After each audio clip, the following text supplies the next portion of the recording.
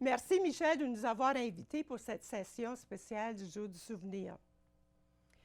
Comme premier morceau, on va vous présenter une de mes compositions, Un soldat de chez nous, A Soldier to Remember. C'est une pièce que j'ai composée en 2008 pour commémorer un jeune soldat très courageux, un de mes anciens élèves à Lancaster, Marc Léger. Marc a péri le 18 avril 2002 en Afghanistan lors d'un incident de tir ami Friendly Fire. Marc a donné sa vie pour notre sécurité, pour sauver la liberté de d'autres pays, tels que l'ont fait tant de soldats avant et depuis.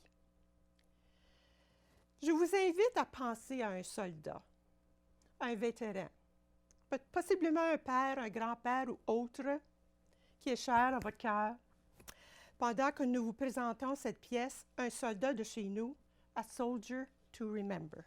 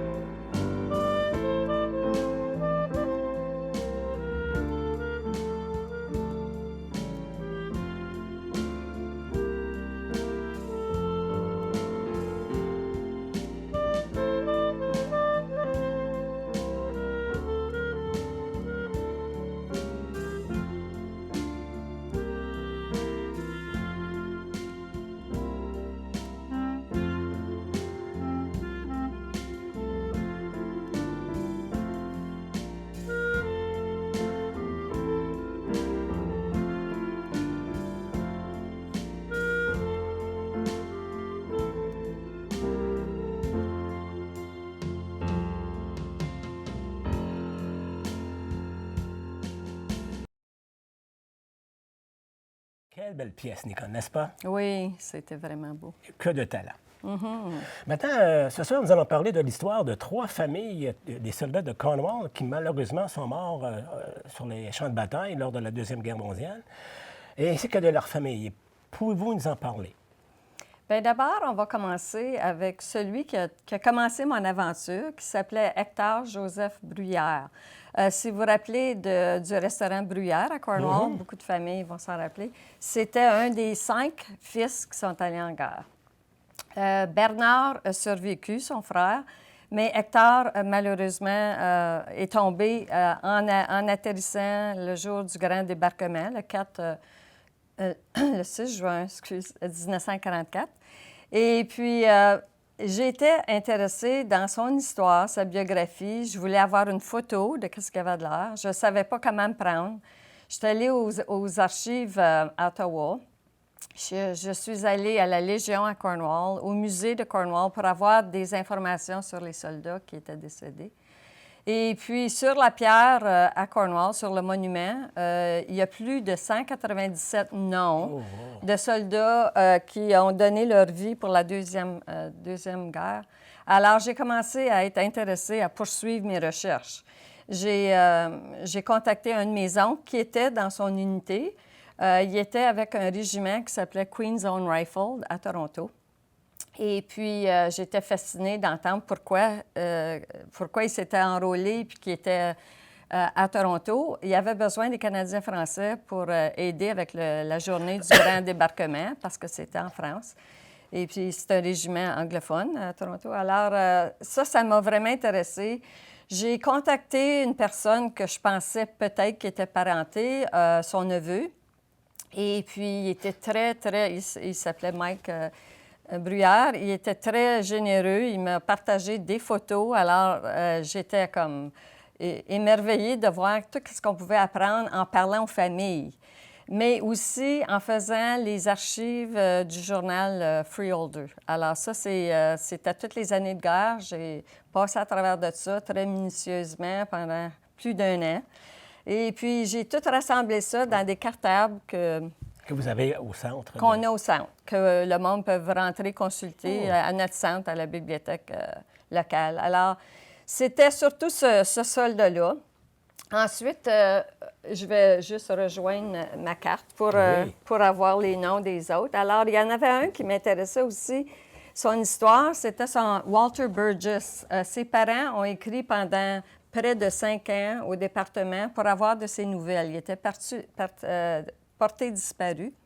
Et puis, il était à la bataille à Hong Kong, alors en 1941. Puis, quand la guerre est finie, ils ont interviewé des survivants des camps de prisonniers au Japon. Et puis, ils ont dit que Walter Burgess était décédé. Alors, ces pauvres parents-là ont attendu des années de temps avant d'avoir une confirmation que leur fils était vivant ou décédé. C'est très triste. Et puis ensuite, on a un autre soldat ici qui s'appelait Richard Napoléon Bélanger. Et puis, lui aussi était porté disparu. Alors, les parents ont reçu 2 télégrammes. Alors, le premier, qui était rose, indiquait que c'était possible qu'il vivait encore, mais était porté disparu, ou bien qu'il était blessé. Et puis, le deuxième télégramme, qui était jaune, c'était celui que les familles ne voulaient pas recevoir. C'était confirmation du décès. Alors, j'ai juste pris ça comme exemple là, que j'ai mis ensemble sur un tableau. Mais on a plein d'histoires fascinantes et très tristes des familles. Qu'est-ce que c'est qu'ils ont été obligés d'endurer dans les années de la guerre. Surtout l'attente a été très pénible. Très pénible. Alors, c'est pas juste les hommes qui ont donné leur vie, c'est aussi les familles qui ont donné leur fils, finalement. Maintenant, qu'est-ce qui vous a inspiré à créer ces histoires-là? C'est qu'il n'y avait rien. Je cherchais, puis il n'y avait rien comme que quelqu'un pouvait me donner localement, à la bibliothèque, tout ça. J'ai dit, ça n'a pas d'allure, tous ces gars-là qui ont donné leur vie. Puis il faudrait rassembler des petites biographies, puis surtout avoir une photo. Ça, je tiens beaucoup, il m'en manque encore. Mais j'ai trouvé quelques photos dans les dossiers aux Archives nationales à Ottawa. Mais j'ai aussi trouvé des photos dans les journaux du Freeholder du temps, qui était dans les années 39 à 46.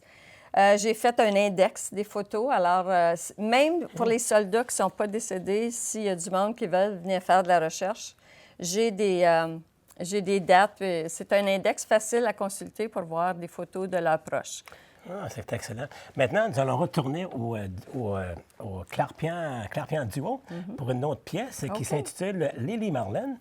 Et on revient avec nous. Vous allez parler beau morceau. Oui, un très beau morceau. Et on va parler des cimetières outre-mer. C'est bien ça. À bientôt. Notre deuxième pièce, Lily Marlene. Tout le monde connaît cette pièce-là. C'est encore une chanson populaire parmi les soldats allemands et britanniques, traduite dans plus de 48 langues. La chanson Lily Marlene va connaître un destin hors du commun.